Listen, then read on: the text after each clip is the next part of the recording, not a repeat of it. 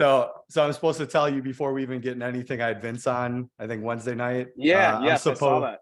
I'm supposed to ask you about your Nashville trip you got coming up here. Yes. Yeah, we're Like a very little, excited about that. Late I, April, late April, the boys are taking over Nashville. We're all oh turning 30, no. so we're like, let's do something this year. Oh no. What's on the So, itinerary? Like when you guys go, I think you guys did a trip yep, I saw a while back too. Like what yep, do you guys lay out? Like I know I don't know if it's you are involved in that, but I know some of those guys like to gamble and yep, yep. Oh yeah, I so love the gambling. So Vince is the itinerary guy, yeah, and Vince is the planning guy. So a couple years ago, we went down to Miami, which was yeah, awesome. sure. And we did like the Florida Derby. So one day we were doing like horse racing, which was awesome. There's a huge casino down there. So that trip basically revolved around gambling. Yeah, that's like And that's a stereotypical gambling. Is like we're going to the exactly. tracks. Yep, Yeah, exactly. And I it was, love that. dude, it was an absolute blast. Like we had a suite. It was crazy. That's Um, awesome. for Nashville, I think so. One night we're for sure going to a Preds game. Like Oh, it's nice. actually the last regular season NHL game of the year. Sure. Nashville's playing Colorado, so it's going to be huge. Oh yeah. So we're doing that for a night, and then I think the other days we're just kind of bumming around Broadway Yeah, and yeah. I just think kind of like you're living just it playing up. it by ear. Like, Exactly. Yep. yeah. I'm sure a bunch of Wisconsin boys can figure out what to do I on a strip I of I, bars and I think we'll be all right, right? yeah, Yeah. they could be all right. And Well, and I, yeah, it's yeah. my first time in Nashville, so I'm jacked. I'll do whatever. Okay. Yeah. I haven't been yet either. Tim Quick lives there right now too. And he's Oh, he been like does. telling me Okay, to come wow. down there for a while. Yep, And I just for haven't got sure. around to it because just moving here. And Yeah, for so, sure. I've heard it's a yeah. blast, so I'm excited. Oh yeah. So I think before we get into like the X's and O's, I want to talk about, Yep, you're the speed guy, right? I want to talk yep, about right. speed. I want to talk about change of direction. I want to talk about Yep, decel stuff, yep, off yep. season football programming, things like that. But I think before we go into any of that, I'm always interested in the first time I sit down with someone like, hey, I kind of want to tell your story too. Cause I Right. think connected to who you've become as a professional, who you are as a trainer, who you are as a performance specialist, things like that. It's like attached to this bigger Right. larger story of like you falling in love with strength conditioning, falling in love with sport, falling in love with all these things first.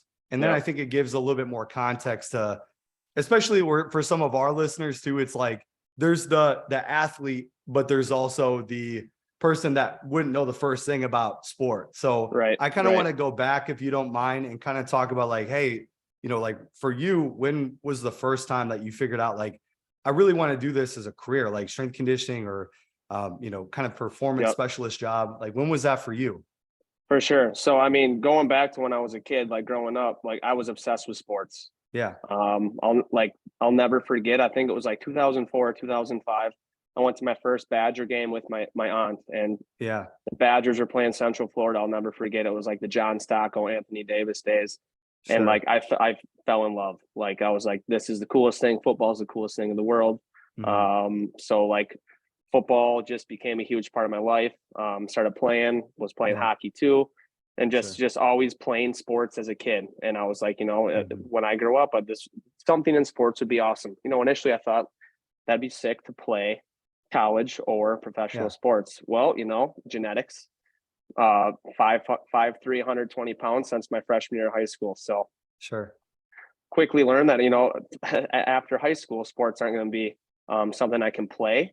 But I was like, I think I could be. I know the game well. I think I could be Yeah. some sort of coach.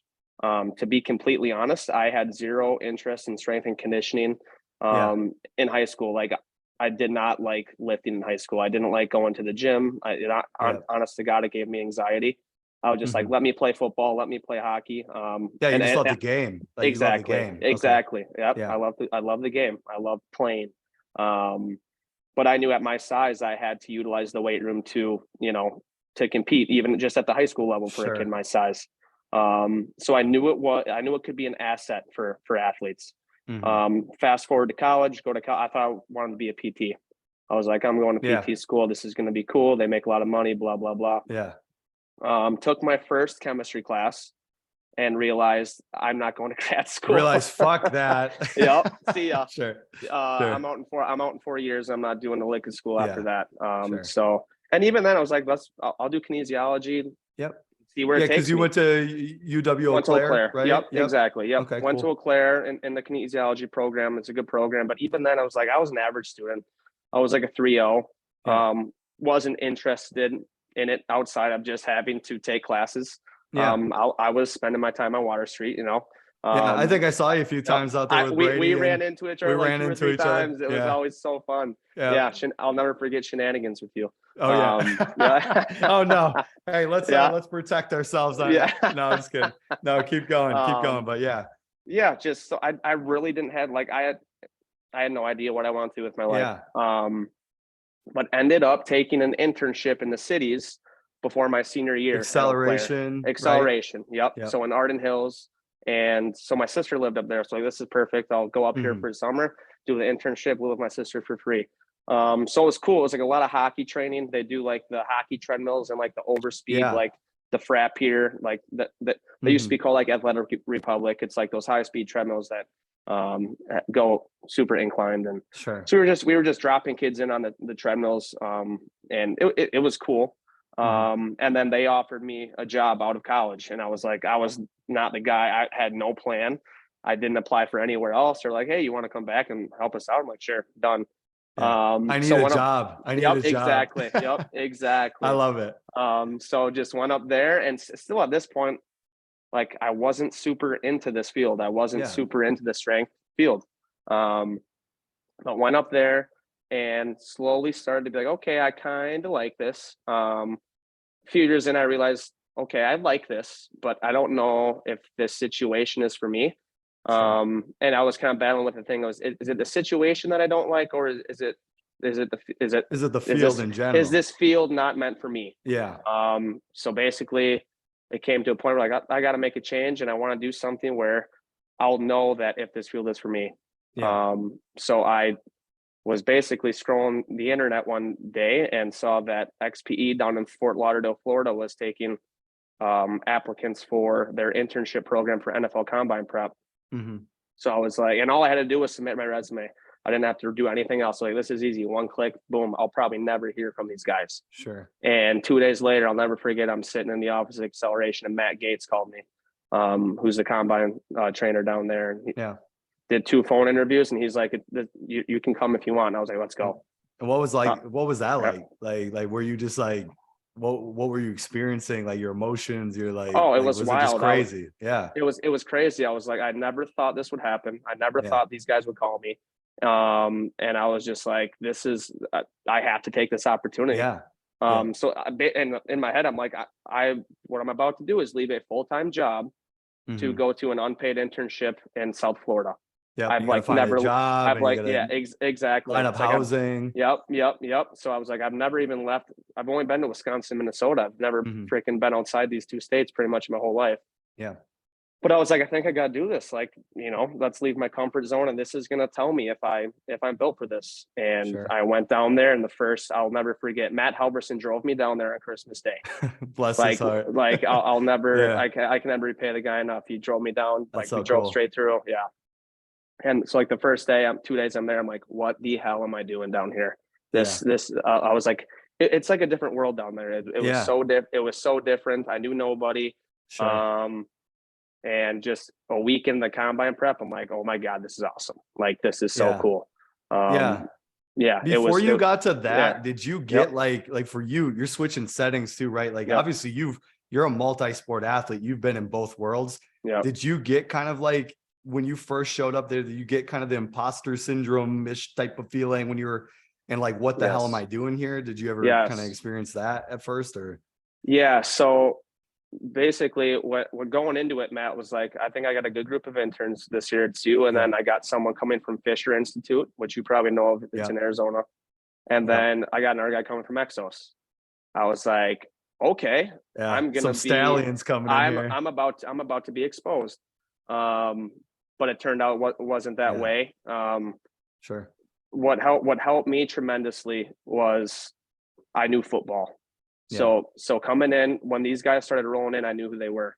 I love college football. So I was like, I was able to relate to these guys instantly. And they're like, holy crap, you like know who I am? I'm like, yeah. I watched like all your games this year. Like ton of Penn State kids. I'm like, I know all of you guys. Like, I know who you are. So I think that really helped me. And then I just went all in. My mindset was, I need to somehow be an asset to Matt. I need to be an asset to this company. Sure. I'm here for 3 months.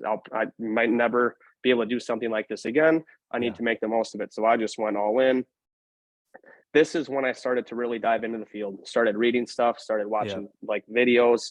And then, with Matt's speed stuff, I saw these freaking studs starting to get really fast. I'm like, Yeah. this is absolutely amazing. So from there, I fell in love. It was over. I was like, this is what, about a month into that combine prep, I'm like, this is what I'm doing the rest of my life. There's Yeah. no other option. Like this, I'm training athletes. I think that's so cool too. You kind of speak to I experienced something similar too, was like, I didn't start to dive into the research. I didn't start to dive into, I know like some of the people that you follow, like the Cal Dietz and people, like, I didn't feel like I dove into the literature either until I Right. found the setting. I loved it. And I think that's a Yep. really, for anyone listening right now, is like, you might think that you are lazy, or you might think that you don't give a shit about like some things you're doing, but you never know until you get into the right setting like that. And you're like now when I think about you, I think evidence-based. I think like you're a practitioner as well, but Right. like, I Right. think very well read. Did you feel like was like finding that love in that setting was the thing that put you on that path? Like, now it really matters. I want to read. I want to be Exactly. the best. That's exactly what it was. Yeah. It was like a light bulb turned on. It was like, this is really cool. All this information is out there. Yeah. I can learn this stuff, but you have to just put in the work. That never crossed my mind before being there. Yeah. And I'm sure you felt this way too. Yeah. It was also like, man, what if this light bulb clicked when I was actually in college? Like when I Yeah. was actually like really, Yeah. when I had the opportunity to really lock in on class and study Sure. kinesiology and study biomechanics and stuff. I was like, oh shoot, I wish I had that passion then, but Yeah. it was totally just like the setting just brought it out of me. And like what really did too is like one day Matt pulled me aside towards the end of combine prep and he's like, just so you know, man, like I've got a lot of interns run through here, and he's like, you can do this thing. And Sure. I was like, I was blown away. I was like, what? He was Yeah. like, you can do this thing. Like you're built for this. And I was like, just hearing that from a guy like that, Yeah. who in my opinion is number one, he's the best trainer in the world that nobody knows about. Yeah. Not like if you look at all the combine numbers last year, number one skill position, every one was under Matt. Yeah. It's crazy, and he goes into hiding after combine season. Yeah. Hates Twitter, hates Yeah. hates all social media. He'll tweet a little more and he'll He's be a shut out in. there. Exactly, he'll Yeah. be out there more during combine prep. Yeah. But other than that, he doesn't like social media, so not a lot of people know about him. But when he told me that, I was like, okay, that's all I needed. I That's all think that's all I needed to hear.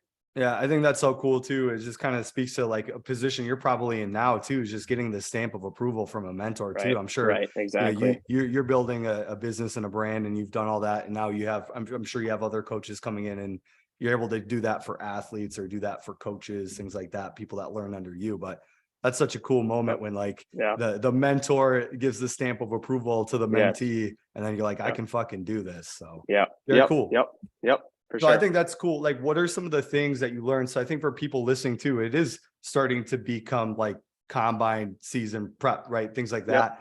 So Yep. like, what were some of the things that you felt were like very imperative? And maybe this is targeted toward like coaches listening. What were some of the big rocks like that you learned about combine prep that like you would want to share with people listening? Like, hey, if you have blah, blah amount of weeks to get this guy doing ding, ding, and ding, you got to do this. Like, what were those big rocks for you? What did you learn? And Yep. what would those things be? Yeah, I think, even before I went down there, I think everyone kind of has the notion that these guys are freaks. Yeah. And these guys are always running 4.4, and that's just not the case. So these guys go through a long, grueling football season. Mm-hmm. And quite honestly, a lot of programs probably don't focus on speed a whole lot. And then you get to a combine prep program, and your entire life for 8 to 9 weeks is built to run fast on one day. Mm-hmm. So you're training like a track athlete, and your whole life revolves around your training, and there's nothing else. Yeah. There's no football. There's nothing else. You're locked in just on training. And it's a very specific training. Like I'll never forget, like the first day we kind of did some timing, and I was like, these are the best athletes I've been around. These guys are gonna be so fast. Like these guys are running 4.6. Yeah. And those guys running 4.6 were some of them ran 4.3 at the combine. Yeah. And it's just they weren't used to training like that. So It's basically deloading from a football season Yeah. and truly training for speed. Yeah. If you're truly training for speed, it looks a lot different than maybe training to last a football season, if that makes Yeah. sense. Yeah. Yeah. The emphasis is on speed. So just to kind of give an overview, like day one is like acceleration. Monday we come in, we're working acceleration. Yep. And Like, for people listening too, like, how does that differ, I guess, from like pure like top speed then? Like you're talking about just right, like out of the blocks, right? Like things like exactly. that. Exactly. So, this starts everything in a 40 for most people. Yep. There's certain like skill position guys, wide receivers, DBs who have like who have the potential to reach 23 miles per hour. Yeah. They're going to run well. But guys like mids, like linebackers, tight ends, running backs, they need to absolutely nail their start. They need to nail the first 10 yards Yeah. in order to run 4.4, 4.5. So like the start's very technical for a lot of guys. Mm-hmm. So a big part of it is just getting comfortable in your 3-point stance and just having these guys getting used to projecting themselves out from a 2 and 3-point stance. Mm-hmm. A lot of these guys have never done that. Sure. Coming in, they just always played football and been good at football. And now it's like, yeah, we kind of need to teach you how to do almost a track start. Yeah. And project yourself out. So a big part of it is just getting comfortable in your stance so you can be super violent in essentially the first 10 yards. Mm-hmm. So acceleration is like, especially at XP, that's the focus. Yeah. They have what's called a shred mill. I know we've talked Yep. about that before, but Yeah. Share a little bit about that. Yeah. it's basically a resistance treadmill that the athlete has to put the force into the track to make it move. So it's not electronic at all. It's kind of like air runners from Assault Fitness, similar to that. Exactly. Okay, cool. Exactly. But there's no Incline. curve at all. Yep. Yep. So it's Incline. flat. So what's cool about it is you can adjust it. So like think on a day where we're working more acceleration, we're going to flatten that curve. We're going to flatten that track out. Yeah. On a day we're working like Thursdays, we would open them up a little bit more. We'd bring that track up a little bit so they can start to open that stride up and get a little bit more turnover. Sure. But the focus, I mean, at the end of the day, 40 yards isn't that long for these type of athletes. Yeah. So it's all about producing a crap ton of force right away and trying to get to top speed as soon as possible because you'll be able to carry that top speed through 40, no problem. Sure. Sure. And then so like kind of carrying out of that too. So and then kind of going through like the progression of the week, then you come out Tuesday, then like so where do you go from there? I could just kind of staying on the speed curriculum for this. For sure. So it's, and this is the first way I learned this too is, and we train like this till this day. Some of our methods are different, but we pair it like this. So like Monday is the acceleration day, and that's going to be our heavy like leg type day in the weight room. Sure. So we're hitting our speed day and our heavy leg day on the same days. Sure. We are consolidating stress on certain days. So then like a Tuesday, we want to deload the legs a little bit. That's going to be more of that agility work, and then some upper body. Sure. Then Wednesday's like recovery. Thursday we come back. We're back to hammering legs, more speed work, and then we kind of marry that more like quote unquote top end speed work. It's not exactly top end speed work. In our setting at TAP, it kind of is. Yeah. But for combine, it's still just more like more transition. That transition from Excel into a little bit more top speed. Sure, because you're doing like shuttles and L drills and position specific, I guess too. Okay. And like that will be on the Tuesday. So the stuff that's more technical, we're breaking down. That's like on the almost like a low CNS day. Yeah. We're not taxing the system super bad. And then Thursday, it's like that more top end type day. And then pairing it with more velocity based stuff in the weight room. Sure. So this is exactly what we do at TAP. It's when we're working acceleration focused day in the field, for most people, the emphasis in the weight room is strength and power, more force based. Flip around, like we run fly 10s either Wednesday or Thursday. So more top end velocity. Our work in the weight room's more speed based. So we're moving where the bar speeds are faster. Yeah.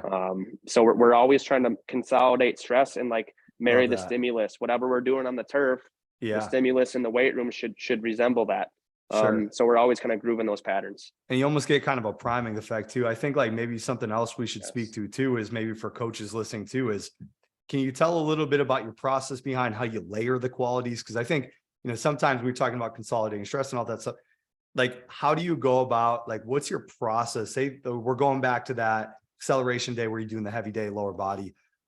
what's your process for like building your template for that day? Like, and Right. how do you prioritize certain things at different parts of the session? Right.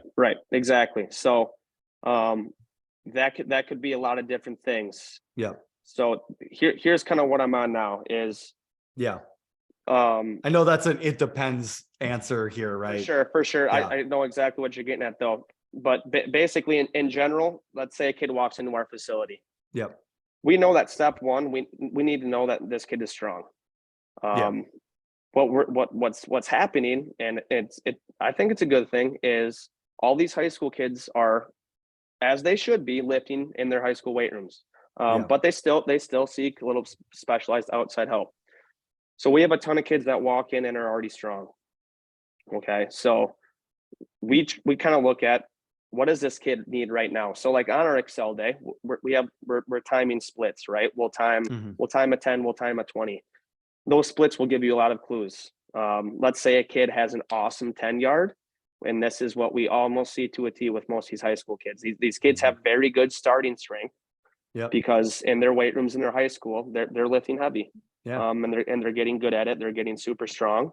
And then when they 10 to 20, it's not great. Yeah. To put it lightly. So yeah. So what we're doing now, it depends on the group. It depends on the time of year. Because you're filling the gaps, so to speak, I guess, for people listening too, right? We are filling.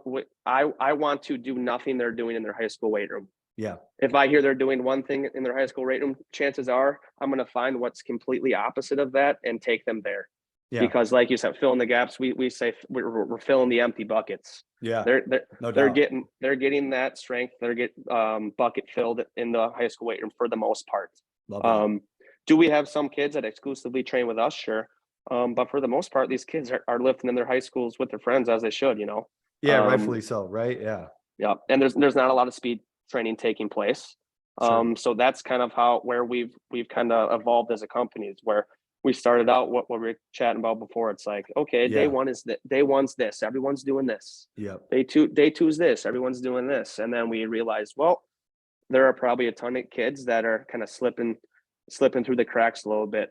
I was just interviewing a potential staff member for us the other week, and I was like, in my opinion, the goal of a semi-private, like a private facility program, is to have as few kids slip through your cracks as possible. Yeah.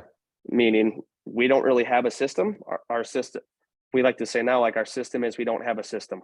Yeah. Is each athlete that walks in presents a unique skill set and unique weaknesses. Yeah. Step one is we need to attack those weaknesses, find stuff they're not good at and attack it. Sure. And that's the results are when you focus in like that, the results are pretty crazy.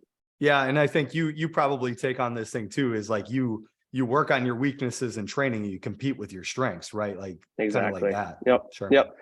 And if you want to say it like this way, like think about, let's say we're training a football player. So sure. Go times late summer, fall. Yeah. Early in the off season, we're going to attack the hell out of your weaknesses. And obviously keep your strengths. We don't go away from it. And then as we get closer to the season, number one, we get more specific with our training to the type of sport. And then number two is then we really hammer the strengths again. Yeah. But previously we just took a couple weaknesses and hammered them. Like I have two kids right now. I got one of them comes down from Wisconsin Rapids. He's a super good power lifter, but like he plays football. He's trying to play college football. Yeah. His big thing is he's not very fast. Super strong, but that's one piece of the puzzle. So we're working on like put him on the turf and we're running and we're doing some specific things in the weight room that he's pairing with his powerlifting. That's literally the complete opposite side of the spectrum. And we're trying to get really good at those three things. Once we get really good at those three things, we're going to find three more things that he sucks at.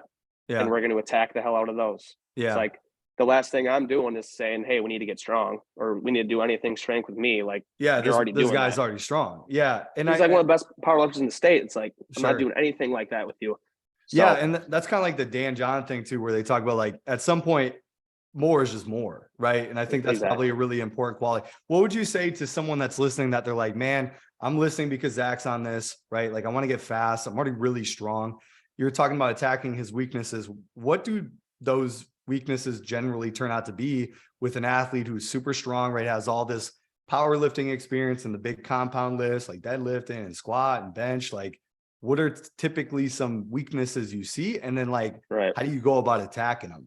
Yep, exactly. So a kid like Maybe that comes using this in. guy as an example. Sorry. Yeah, for sure. And Yeah. honestly, it's like this is a majority of the high school population Yeah. that we get. Yeah. Because now kids are lifting when they're in 8th grade, like Yeah, in the no doubt. basement or at whatever. All these high schools are starting like early programs. Mhm. So these kids are really good at pushing. Yeah. What they can't do is they can't turn it off. They can't relax. They can contract. They cannot relax. And think about like a dynamic movement like sprinting. There's a Yep. ton of relaxation involved. There's a ton of coordination involved Yep. at the neuromuscular level. So, like for instance, a drill we've been doing lately is okay, stand in a rack. So they're standing in a rack, they're holding onto a rack, straighten out Yep. your leg and cycle your leg 3 times as fast as you can for me. And nobody can do it. Yeah. I mean, I've had power 5 receivers come in and who think they're fast or slow. Because of what we talked about before, there's not trained for speed. Yep. And they can't cycle their leg. Yeah. Like, okay, that something's missing here. Sure. Like think about the difference between a couch potato and an elite athlete as far as muscle contraction goes is not much. Yeah. What separates elites is how fast they can turn it off. Sure. So we're working on turning it off. Can you relax and put force into the ground? Yep. Can you fall off a box and catch and absorb all that force without hip displacement? Yep. Can you manage collisions with the ground? Can you put your legs on top of bands and kick super fast for 8 seconds without like dying? Like these kids who are all muscled up, they can't move their legs fast. Sure. They're always used to dealing with tension. Yep. When a barbell's on your back, there's no slack in the system. Mm-hmm. When you're sprinting, you have to know how to deal with slack because things are turning on and off. Yeah. You don't get that in the weight room when you're always under tension.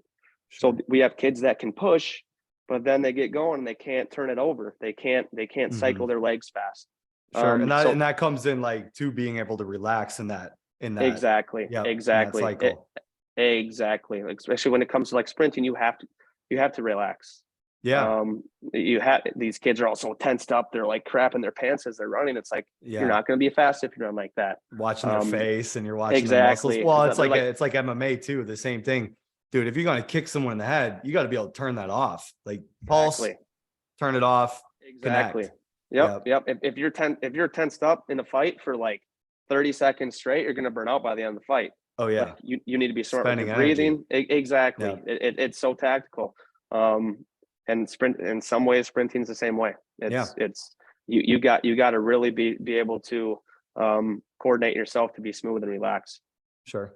I love that. So like, and again, kind of going back to the same thing, like where does everything have its place for you? So like, I think obviously you guys do a ton of speed work because you're filling the gaps, right? So you're typically not going to do all the time, do a ton of, you're doing heavier strength work with the people it makes sense for. But how do you layer, like, I think a lot of times I talk to coaches and I'm just going to keep asking questions for other people here. How do you layer in things like plyos, things like conditioning into the greater scheme of your program? Because you're obviously talked about kind of like big rocks, right? We got our heavy lifting, we have our sprint work. We're talking about acceleration, top end speed. You're talking about decel. You're talking about change of direction. Where does something like plyos come into the equation? Where does something like conditioning come into the equation? And how do you look at that? Yep. So let's start with conditioning. I can't remember the last time I conditioned a kid. Okay. Reason being, they're all playing. These kids are playing multiple sports. Play their sport. So in all honesty, a lot of kids are already doing too much. But they're conditioned because they're playing sports all year round. That is a bucket that needs to be filled. But in our opinion, it gets filled within practice, within play. Your game is conditioning. Yep. If you think, let's take football for an example, if you or baseball or any sport, if you think jogging miles and running poles and run until you puke is preparing for the game, you're sadly mistaken. I mean, look at the demands of football. You're going all out for 4 seconds and you're standing around for 20. Yep. So if you're going to condition, you're conditioning for 4 seconds. For 4 seconds. Yeah. Your work to rest ratios need to match what's happening on the field or court or ice. An example I love to give is we work very closely with Verona Hockey. Yeah. And one of our we have 2 facilities. One is in the ice arena, so I watch practice every day. They're one of the best teams in the state. They have not conditioned one time this year that I remember. But you watch their practice, and not it's running full suicides and on the ice and But every drill is full freaking go, and these kids are flying around in a game. What happens? They're the fastest team on the ice. They fly around, and they're not in shape because they don't condition at the end of practice. No. They're in shape because their practice mimics and they're saving the that demands of the energy sport. too. And they're saving that energy, right? Like you think about recovery in between. I actually remember, I was working with MLS soccer, and I won't name the place that I was working with, but yeah, they did the same thing where I would see them try to program conditioning and try to program high level plyometrics. I'm thinking, do you watch what they do out there? Right. They're running up and down the field. I'm not even a soccer guy. I'm very similar to you, like football, like what are you seeing that I'm not seeing? And I think that is a really good point that you're bringing up, is like, look, you get conditioning in your practice, in your sport. So if it has to show up, it'd probably be in an off-season part, right? For guys that aren't all year. Yeah. Right. Exactly. It's like there's times with our like junior and college hockey guys that we are programming some conditioning into towards the end of their off season. But it's pretty minimal because even then it's like these kids, hockey is a weird world, man. Like these kids don't take time off from skating. These kids are skating year round, no matter what level they're at. Their hips and groins are screwed. It's pretty wild. Leaning over the whole year and exactly hip flexors locked up, low back tight. It's wild. Sure. But so yeah, is there a time and place? Sure. But you got to be smart. Sure. And you got to try to mimic the work to rest ratios that you see within the game. As far as some of the other stuff you mentioned, like plyos, let's take like an in-season basketball player, for example. Sure. So if we're working with a basketball player in season, which we do, we don't have to hammer a ton of plyos. Why? Because every day at practice and every time they play a game, they're getting a ton of they're building their jump capacity. They're jumping, they're landing, they're changing direction. Sort of level plyos probably shrinks. In our speed and power phase for an off-season football player, we're going to have a crap ton of plyos, especially if they're not doing stuff outside of what they're doing with us. Sure. So it depends on time of year. It depends on the athlete. It depends on a ton of factors, and that's why we always say train the person in front of you. Don't just say, "Hey, March is our month to do a ton of plyos." No, for some people maybe, for some people no. It depends. You have to start to piece together the puzzle, and that's kind of what happens as this obviously, but when you become when your coaching experience grows, the puzzle starts to make more sense. You can start to piece together the puzzle on the fly. You become much more adaptable. But everything has its place. I think it's really cool that you're speaking to this piece too, that like coming in with no assumptions too, because I think that's a big thing that gets in the way of coaches making athletes better at any level, right? Is like, you have this preconceived notion is like, for football players, I do this. For hockey players, I do this. And you're talking about buckets. You bucket these people into different programs. We're talking about buckets also too, but I think that's really cool that you're talking to that piece of, I just make no assumptions. I evaluate the person in front of me. I'll find their weaknesses. I'll find their strengths, and then I'll decide what we do from there. Yeah. And like, not only that, it's you're training the athlete in front of you, and one day that athlete, they might walk in and be like, we need to do this. And then the other day, it might be a completely different day and be like, this person is having a terrible day. They're shot. I need to completely change the plan I had for them. We can't get after it today.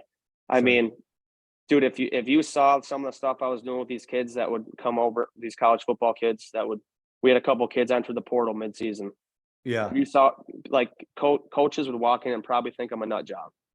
They'd be like, he's doing what with this group? And these guys thought about it, like probably thought that too. 2 weeks later, when they feel way better, they're like, okay, it starts to make sense. And you're always explaining the why.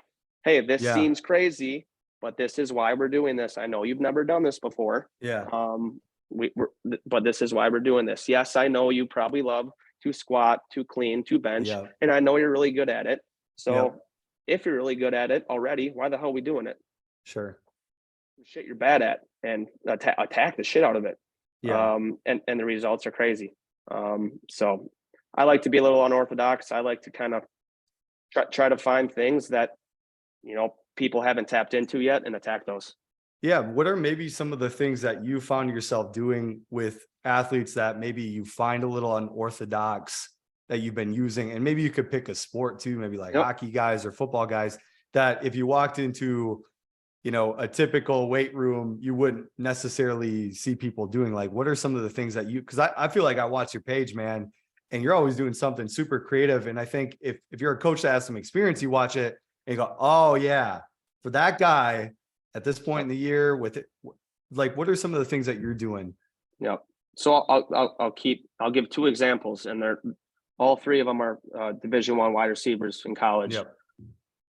So two of them came to us. They're in the transfer portal middle of the year. Yep. And basically what we saw when they walked in was jacked up in the hips and not very fast. Yeah. And just, they didn't feel good. Obviously they came off it's middle of football season. So obviously their volume was high at that point. Yeah. Their body was stressed. So we get it. So basically we deloaded them, but we weren't touching weight. Yeah. Everyone's like, you have these guys in the weight room, you're not touching weight. If we touched weight, nothing over 100 pounds. Everything we moved was fast. But what we were doing first, like altitude drops. So if you've never heard of, have you ever heard of Dan Fichter? No. So look into Dan Fichter. Okay. He has a page called like Want to Get Fast. Okay. We get a ton of stuff from him. He basically looks at the neurological side of things. Sure. So like if you're looking at performance, and 10% of it's mechanical, and that's where 99% of our field works in, is the mechanical side. 90% neurological. Sure. Nobody taps into the neurological stuff. Dan Ficker's like the OG. You train the brain. The brain's huge. You got to do it. Yep. So like with these particular kids, we were jumping off boxes and landing. We weren't testing verts. Sure. We were working on landing, absorbing force. The amount of force that's produced when you land from 32 inches is tenfold the amount of force that's produced when you jump 32 inches, especially if you stick a good clean landing. Sure. These kids couldn't put force in the ground essentially when they sprinted. I mean, these are Power 5, Division I. Yeah, playing at the highest level in college football. Wide receivers, and we have ninth graders faster than them. Yeah. When they came in. Sure. You look at them, they're strong, they're powerful, they have the ability to be fast. So we just, like we were talking about before, took them to the other side of the spectrum. Yeah. We're doing stuff like band work where they're forced to contract, relax. We're doing like oscillating isometrics, where we're just working like in the lunge stuff you're talking about too. Tons of tantrums. Yeah. We're doing foot isometrics. We're running on the treadmill. We are moving bar speeds over 1 meter per second. And we're sprinting. Yep. And 3 weeks later, they came in at like low 19 mile per hour kids. Yeah. And when they left, they were at 21 miles per hour. Just because number one, we deloaded them. Number two, we took them to the whole other side of the spectrum. Yeah. You know what I mean? So we had magic happen. Exactly. Their body just craved it. It's like, this is new. This is what I need. I want it. And their body responded so quickly. It was awesome. I think that's, go ahead. I was just going to say, like, then we had another kid from the same school come in. And what we saw with him was he was so tight that he didn't even give himself the opportunity to produce power, essentially. Like he was a 6'1" wide receiver, and he had the stride of a freshman boy, essentially. So what we did was we were doing like extreme isometrics, we call them. His training revolved around getting into an extreme lunge position. So think lengthening out the back leg, slightly elevating the front heel, and then actively pulling himself into position. Mm-hmm. So what's happening there is he's getting a huge contraction in his hamstring, which then relaxes and lengthens the quad, which happens when we sprint. It's called reciprocal inhibition. One muscle contracts, the other muscle has to relax. Yeah, very So similar to what you use in like PNF and things like that for anyone that's exactly. stretch Yep. people and Yep. Very similar. Yep. Yep. Yep. And it's basically just, you want to open someone's hips up. That's what you got to do, stuff like that. Yep. Mobility and stretching has a ceiling on it. Sure. You need to be actively contracting muscles. And we started to open him up. His Yep. stride started to open up. Same thing. He came in at like low 18 mile per hour, and he left first day going back to, he was a day before going back to school. He Yep. ran, he finally hit 20 miles per hour.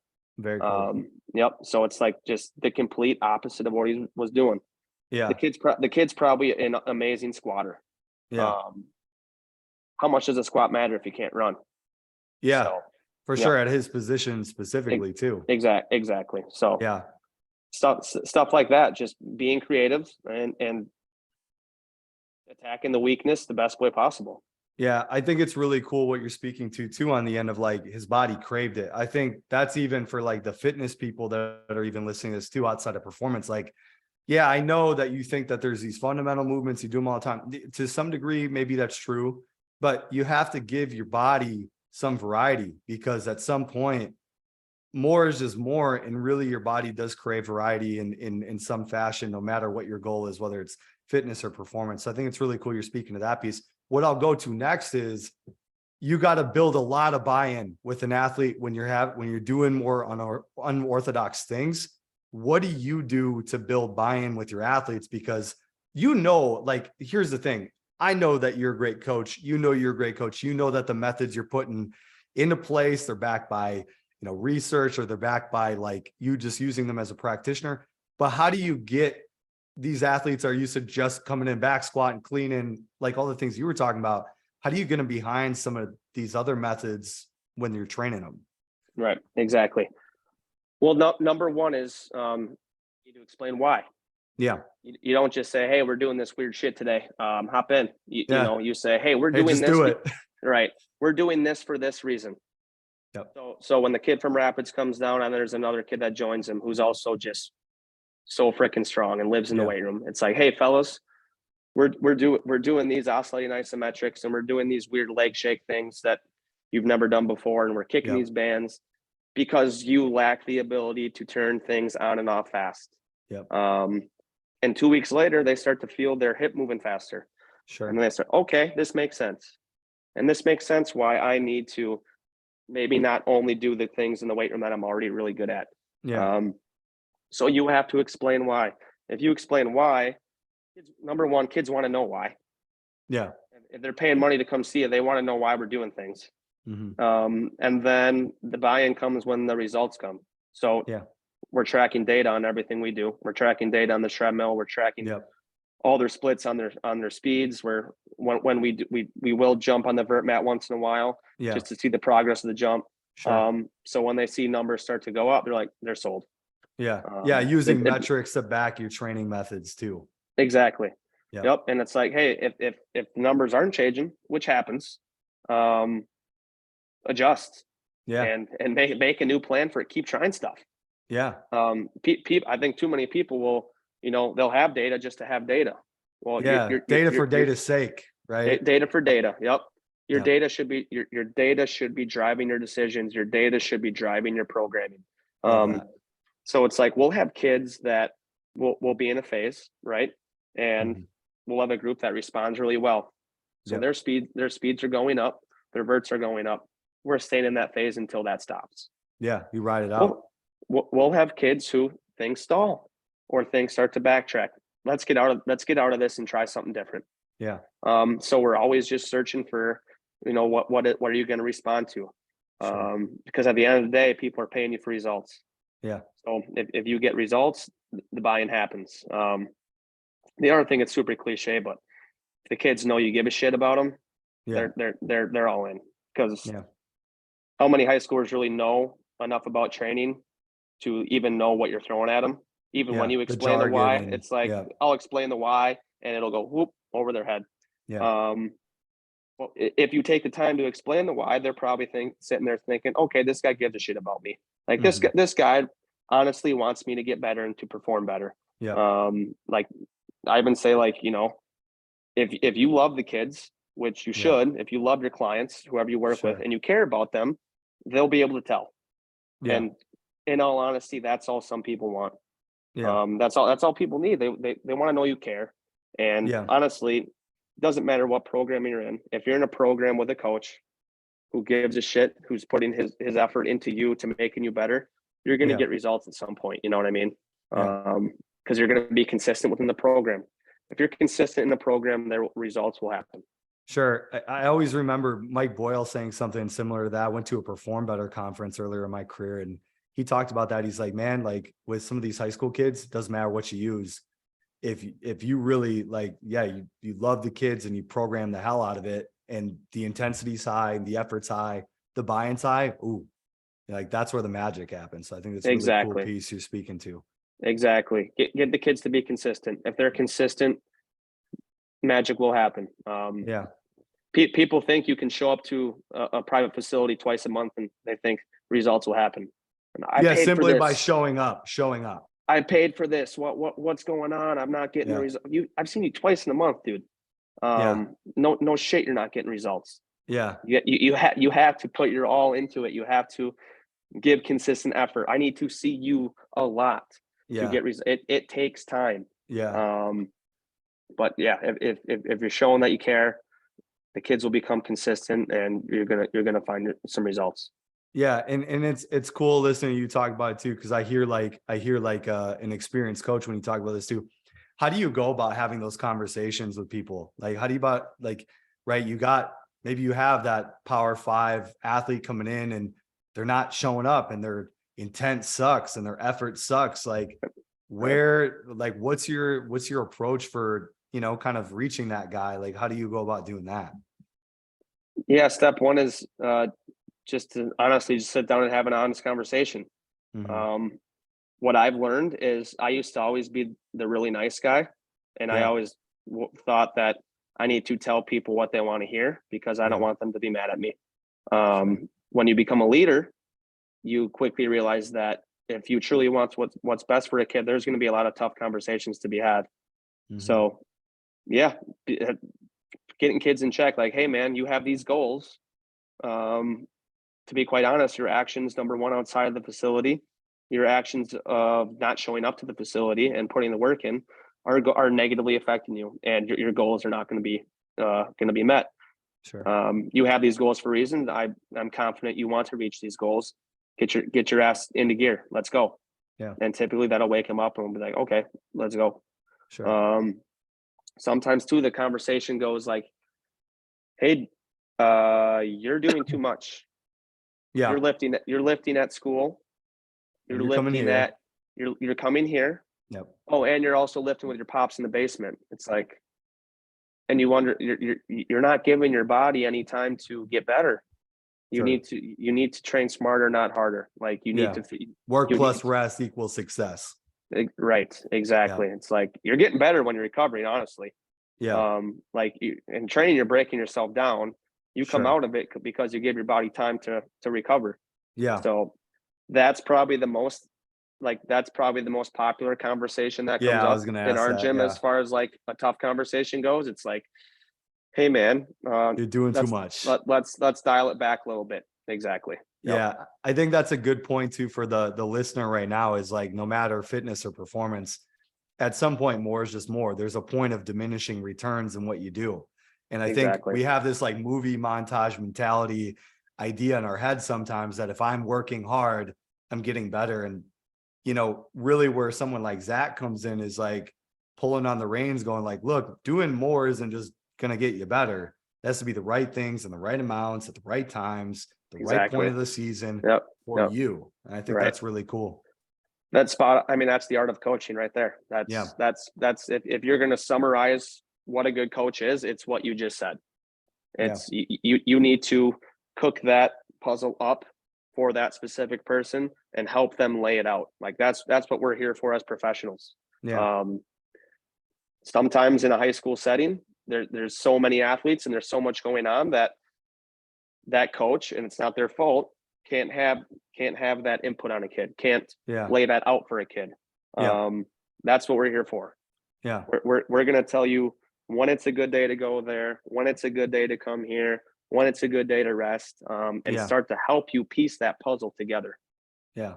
I love that. And I think you're speaking to a really cool piece too, is like these really well-intentioned people that work at the schools are heading these strength conditioning programs, off-season football, hockey, all these things, right? And their parents and their teachers and their, Right. they're maybe not as, well versed in performance as someone like you is. So I think it's cool that you have something like you guys have a tap where, yeah, we want you lifting with your guys. But we also want you coming over here and working with our Right. coaches, because we're going to kind of fine tune. I would say for anyone that's listening to think about like the benefits of doing performance training outside your high school, outside your college, that's it, is because these guys are going to pull you aside and go, look, this is what you need now. Exactly. Like you said, we're filling buckets. We're filling the gaps. And what's cool is, now as we're getting a little more established, we have some pretty cool relationships with some of these schools. I was just at a school today in their weight room, just talking shop with the coach. I work with them a little bit in the off season. Had another football coach in my facility last week who just, I trained a bunch of his kids. Like, why wouldn't you want to pop in and like see what your kids are up to? Yeah. And like, come make sure I'm not a lunatic. Like your kids are in good hands. So it was cool to have like, just to see that and for them to understand like, hey, like you can be an asset. The issue I have with some high school, and it's always football. Is the coaches will get very territorial. And it's like, you can't go there. I don't want you going there. It's like, your kid wants help, man. Like, if you just took the time to have a conversation with me, I would explain to you everything we just talked about the last half hour. I would explain, hey, we're filling buckets that these kids are not getting in your weight room. No doubt. Coach, you're doing 0 speed training with this athlete. They are not changing direction. They are not decelerating. You're making them a great weightlifter, great. And maybe that's all the resources you have. That's awesome. I hope the kid goes there and lifts, but if they want to seek outside help, as long as, it's safe. They know that we're safe and we're doing our due diligence with piecing the puzzle together, it should be a non-issue. Step 1's communication. You have to reach out, and these coaches that are reaching out are realizing, okay, this can work. But if you never reach out and never take the time, it's not going to happen. The relationship's not going to be there. And a part of me understands why, because there are places that honestly don't care what the kid needs. It's, hey, this is our system. This is what we do. This is the workout that's on the board today. You're fucking doing it. So I get why there's some hesitancy from some coaches. I do understand that, but that's why turn over the rock, call, communicate, see what's going on over here. You have kids at our gym, instead of getting pissy and fussy and they're here for a reason. Call us, be like, hey, I got kids there. I want to know what you guys are doing. Awesome. Let's have a conversation, because I'm itching to tell you what I'm doing here, because I truly believe it's really helping your kids. And I truly believe I can be an asset to your program. Sure. And that's the big thing too, is if it's within the best interest of the kid, like, what does it matter? And I think I've dealt with that in football. I've dealt with that in soccer as well too.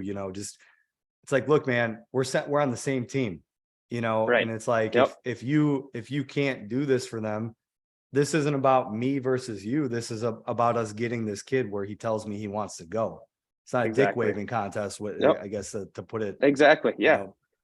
And at the end of the day, nowadays, kids are doing that. No matter what, they're either going to, outside of the weight room at the high school, they're either going to be lifting at the pack or the YMCA or their basement with their buddies.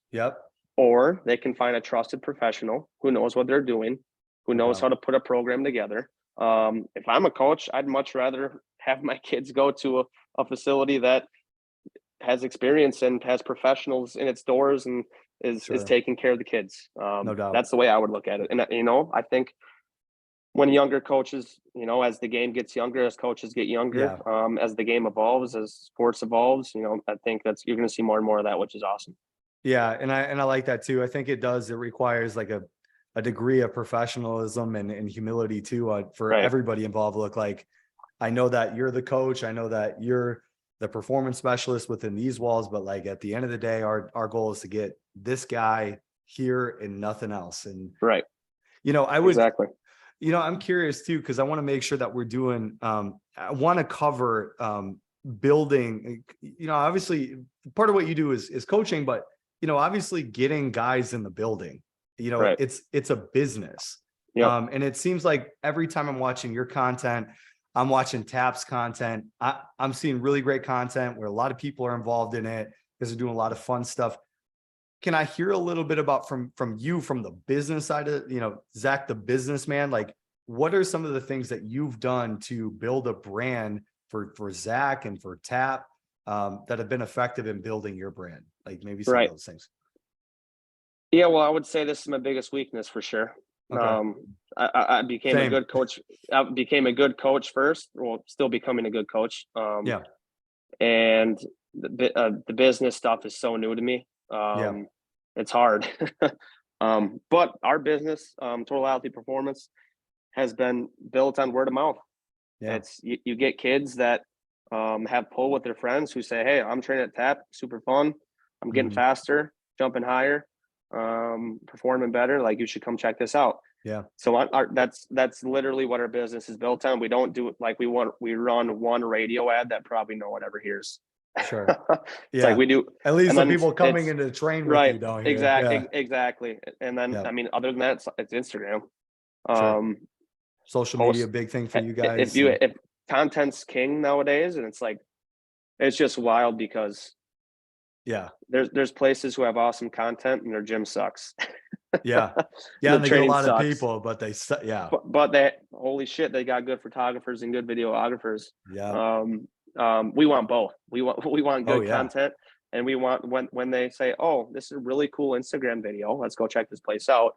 When they walk in the doors, they leave saying, "I need that. I can't get that anywhere else." Yeah. It has to be that unique of an experience, in my opinion. Sure. So that's kind of how we're building the business. Yeah. As far as outreach goes, it's like, yeah, it's word of mouth. It's doing some things like that. I'm on my third year of a Verona speed camp. Yeah. So there's no speed camps around here. There's no. I was looking for indoor track That's space this winter. crazy. There's no indoor track space.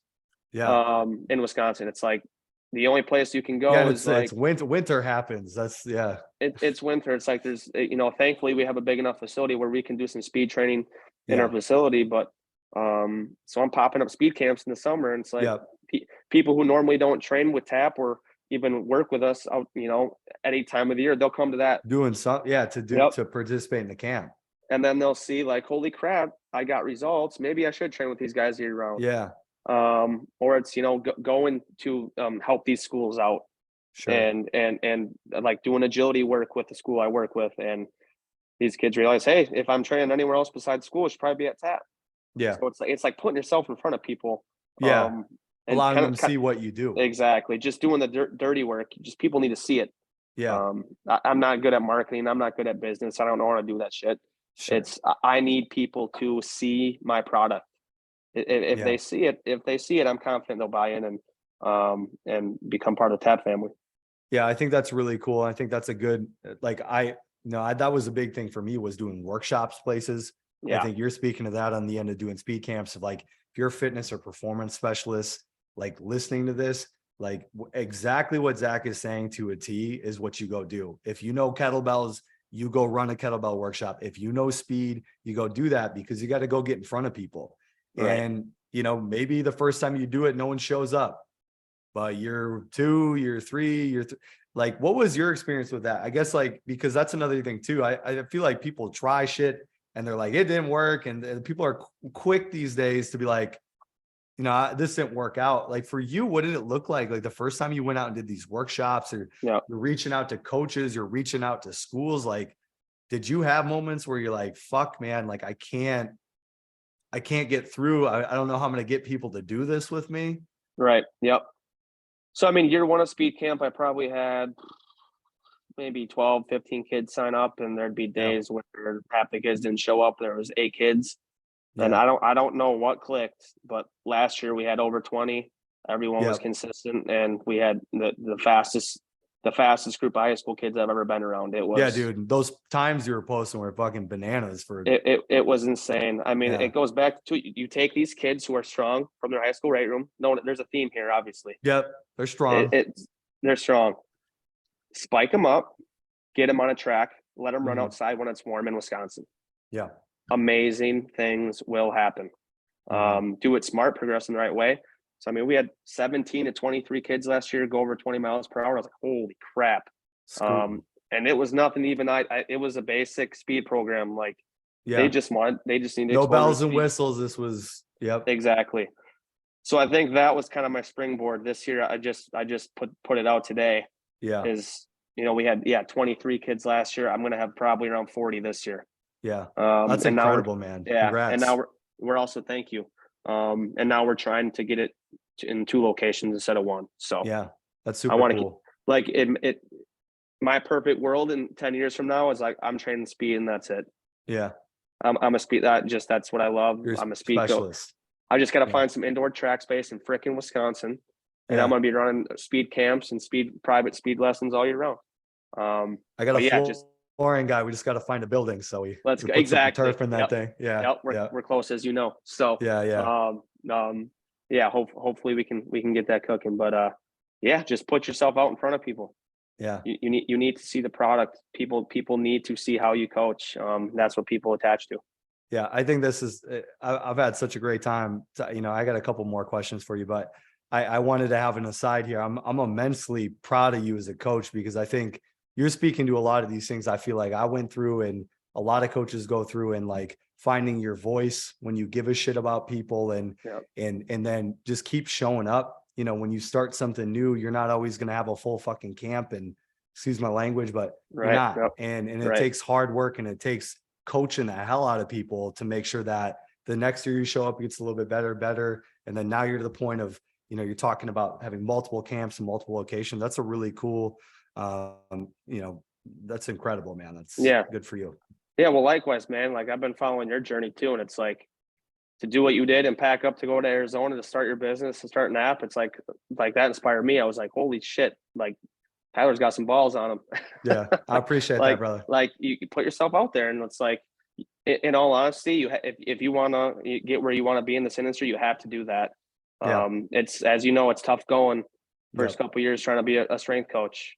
Yeah, it's you just got to keep putting yourself out there. You got to take chances. You got to leave your comfort zone. And typically, if you do that, good things will start to happen. They kind of snowball, and look at momentum. The opportunity. Exactly. Like, look at the momentum you built down. Look at what you're into now. Like with Modus, it just, everything will start to snowball. It's so cool.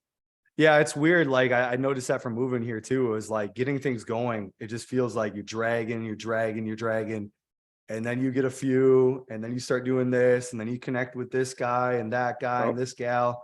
You're like, holy shit, we're going somewhere pretty quick. It starts to feel like you're going downhill versus like the climb. But exactly. And then you have valleys. Exactly. And then you have those days where it's just like you're grinding hard for like 2 months. Like I'm in it right now. Like February is our freaking toughest month in the grind. But then you'll just sit back and look where I was 2 years ago. Look where I am now. It's like, if you told me I would have had the opportunities 2 years ago, I would have signed up for that in a heartbeat. But it's like, you never, when you're in it, you don't take necessarily the time to like, just take a step back, look around and be like, holy crap. Yeah. Take a breath. This stuff, it's working. Like we're going somewhere. So it's having those moments where you just step back are super important in my opinion. Yeah. I think that's really cool. Just kind of like allow yourself to be grateful where you're at. And then you're kind of speaking to another thing too. I was talking to my clients about is like the blessing and the privilege of being that busy, right? Like you don't get that busy. You don't get into those grind seasons, of your job and in your life and in whether it's personal or business. If there isn't a lot of fucking people that depend on you and you're not really good at what you do, like my thing is, for me, I've always noticed if I'm looking at my phone, I'm talking to a million people. I'm like, sometimes I'll get like, oh man, I feel really bogged down. But I'm like, this is so cool. And I'm sure you've experienced this with athletes too, that so many people, you're a critical piece, man, like of their journey. I think that's super cool. Well, I think for a lot of strength coaches, COVID was a huge knock in the face. And it's like, I'll never take being busy for granted again, because when gym shut down and you're worried about losing your gym, a year later when you're busy, it's like, thank God. Yeah. Thank God we're busy. I never want to be not busy again because Yeah. it's a very scary feeling to have. So yeah, Sure. I, it's yeah. I learned that too with like moving into, I've learned this is like that the online stuff, I love it, but that never replaces the in-person coaching, man. Like I noticed that from moving here. I had a little period of time where I wasn't working with athletes. I wasn't training in-person fitness clients for a little minute there. Yep. And it's like, man, COVID for sure made me really grateful for the magic, the alchemy that happens when you have people in person. It's like that program does a whole different thing. Yep. Yep. For sure. Did you move down there during COVID?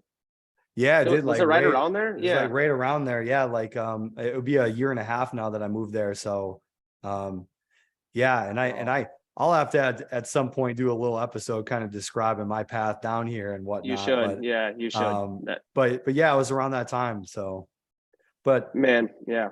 COVID, I would say this. I grew as a coach over COVID yeah, because I took the time to really dive into some material and found some certain pathways I really like and wanted to go down. It's kind of the foundation yeah, of our training at TAP right now. yeah, Like COVID, as weird as this sounds, if you COVID was a huge benefit for some people, yeah, because it no gave you doubt. time to not be busy every day, to Yeah, not train athletes 10 hours a day, yeah, to take time for yourself and to discover yourself and to discover what makes you tick and to indulge in training material. And yeah, the coaching world's cool. Like during COVID, people were started to put out content. yeah, Like good coaches who usually don't because they don't have the time, yeah, we're now starting to share ideas. And it was like, yeah, okay, this could be big. sure. I need to listen to these guys. Yeah, So I mean, COVID was huge for me, as weird as that sounds. yeah. Um, Or this is going to get taken out of context. We're going no, to get can't. He's not going to no have a kidding, job right? tomorrow. Like, Yep, damn. yeah, no Okay. kidding. Yep, Hauled like, out. What the yeah, hell? I shouldn't say COVID was huge for me. I should say a little time off was huge for me. Zach goes, and on that note, COVID Yeah, was good. yeah, Like, holy shit. yeah. Yeah, Jesus, Yeah, like that's Kanye over here. you're sitting in there in a group of people like that was my bad. I Oh, didn't think yep, that one through. yep. But COVID no, was for the record, COVID was terrible. yeah, yeah. No, I think that's really cool because I think for me, kind of speaking to my own journey, that was when I was like, fuck it, I'm moving.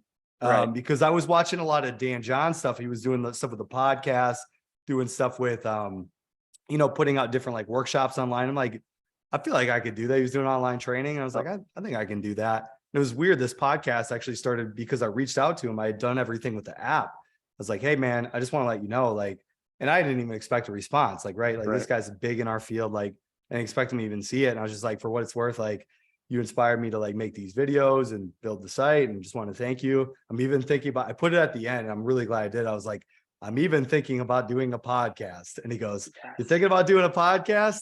How about we do next Wednesday? I'm like, get the fuck out of here. Dude, oh my God. He's a mega guy too. He's like I an know. OG. He's an That's OG. wild. I Just got go, to get hey, him back yeah, on, but you should, yeah, dude. That's like goes back to, hey, take a chance. yeah, Leave your comfort zone. Good things happen. That's wild, man. That's so yeah, cool. yeah. That's Well, so Zach, sick. yeah, well, Zach, I want to thank you for coming on today, dude. Immensely proud of you and like your development as a Likewise. coach and in a person. Thanks for sitting down with me today and For giving sure, me your man. time. Yeah. For anyone that's listening that wants to learn more about you, how would they follow you? How would they find your Yep. stuff? How would they go about working Yep. with you? Maybe some of your Instagram handles, Yep. maybe where they'd find a site to train with you. Yep, for sure. So website tapwisconsin.com. And then Instagram and Twitter, just search Total Athlete Performance. You'll find us. So yeah. Cool. Appreciate you, man. Proud of you too. Yeah, I appreciate You're it. doing Thank some you. awesome stuff. We're just crying in the club over here. Yeah.